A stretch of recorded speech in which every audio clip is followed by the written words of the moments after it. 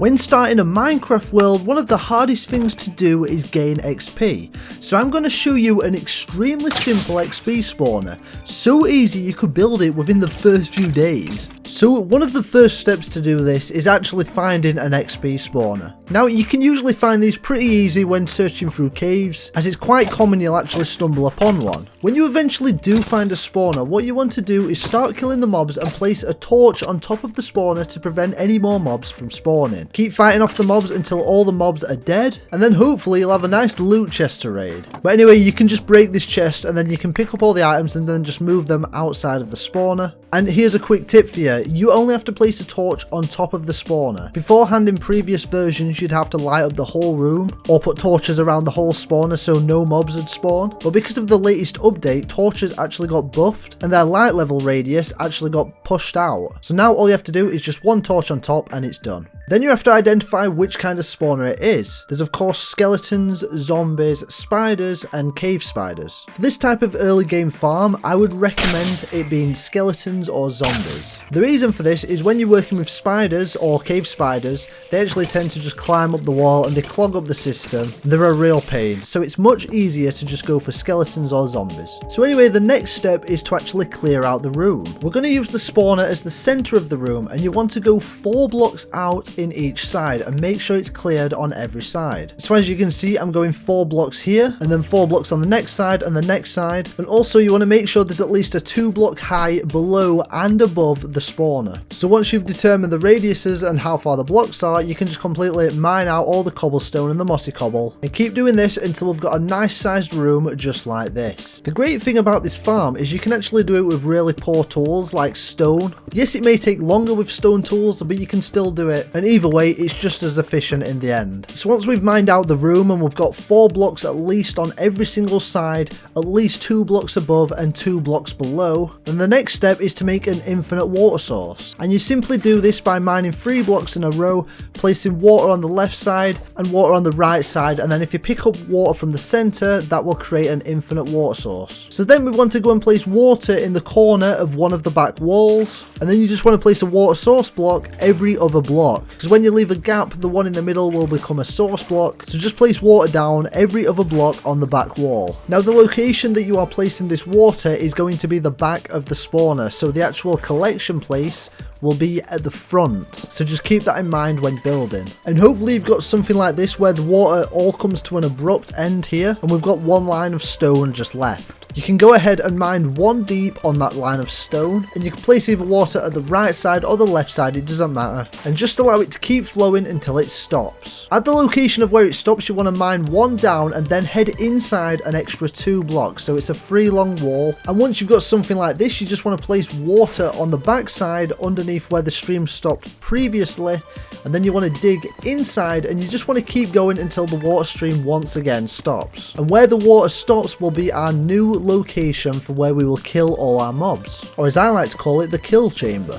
So when you're here, just go down 4 blocks like this and mine out a little room. Okay, so just look up and see which side the water comes from, and you just want to place a double chest right here with a hopper connected on the left side of it. And then you can go ahead and just clear out a bit more space so that it's not so claustrophobic in here. And see, this farm's actually a starter farm. It's actually really quite good, so I would recommend putting maybe 6 double chests down here. So just mine out a nice hole like this, and then you just want to place some double chests down, and then on the left hand side of course just place some hoppers, and then we can place some ladders to get out of this hole, and then just fill it in, as we only need access to the right hand side of the chests. And as you can see, it will fall all the way down to the bottom chest when you put something in it, and these will stack from the bottom up. So there's actually a few different methods to kill the mobs. You can use your standard campfire, which works fine and will allow you to be AFK and automatically kill mobs, and you'll harvest either the bones and the arrows or the rotten flesh if you've got a zombie spawner. But if you have been to the Nether, I would recommend using a soul campfire, because this actually kills the mobs much quicker than the original campfire. So there's a nice little tip for you. By the way, if you are enjoying this video, make sure to leave a like and double check down below that you're subscribed to the channel.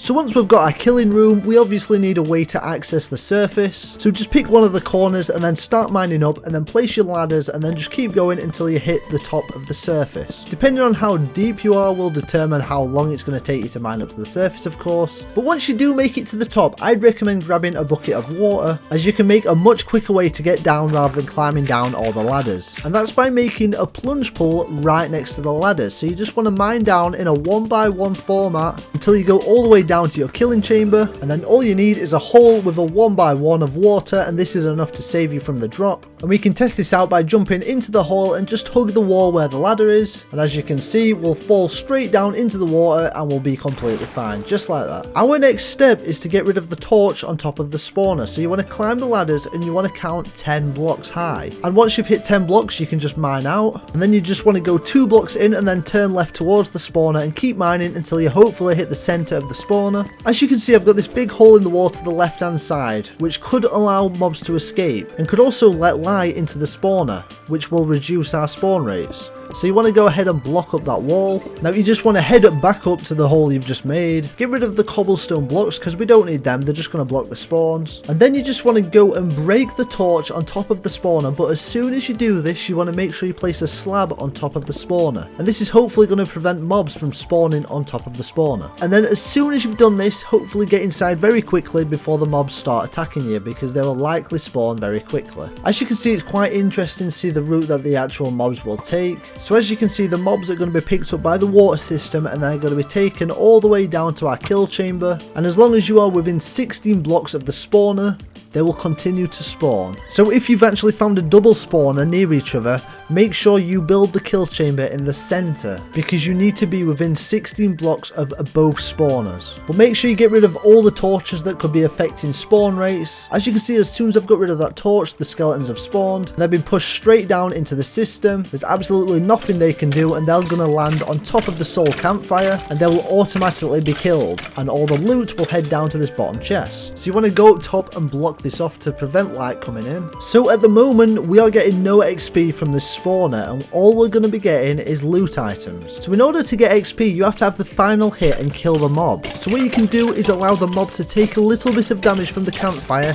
and then just swing a sword, and hopefully you'll get the XP. If you're not bothered about the XP though, you can actually just hide at the back of the room, and as long as you're within 16 blocks of the spawner, the mobs will continue to flow down the stream and then be killed by the campfire, and then you can collect all their loot. Personally, I prefer this design without the campfire. So what you can do is place 2 slabs down so that none of the skeletons can shoot you, and then get rid of the campfire. And what you can do is you can simply just AFK and allow the mobs to stack up, and then you can kill them all at once and gain tons of XP. But just be warned that on Java you can only have 24 mobs in a single space before they actually start dying of entity cramming. On Bedrock I don't believe that's actually a thing, so they should just be able to just stack up forever and ever. And this is actually great for both survival and multiplayer worlds, because there's usually a cap to how many mobs can spawn in the world, which would stop this farm from working. But this doesn't actually affect mobs spawning from a spawner, so this spawner will always work. Another cool tip you can do is you can go up top and create a viewing room for the spawner, because if you didn't know, tinted glass doesn't actually allow any light to pass through it. So this gives us a way to view our mobs being spawned without affecting the spawn rates. Anyway, let me know if you're going to be building this.